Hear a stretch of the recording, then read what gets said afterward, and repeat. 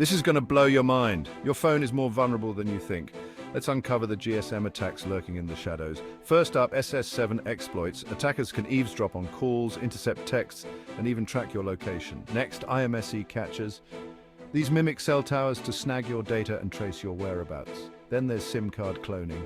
Imagine someone impersonating you, accessing your accounts. It's a real threat. Phishing and SMS spoofing trick users into handing over sensitive info by sending fake messages from trusted sources. Radio frequency jamming disrupts communications, leaving you unable to make or receive calls. Man-in-the-middle (MITM) attacks allow hackers to intercept and alter your data. Base station controller (BSC) attacks can manipulate network traffic, causing disruptions. Radio frequency interference (RFI) leads to dropped calls and slow data speeds.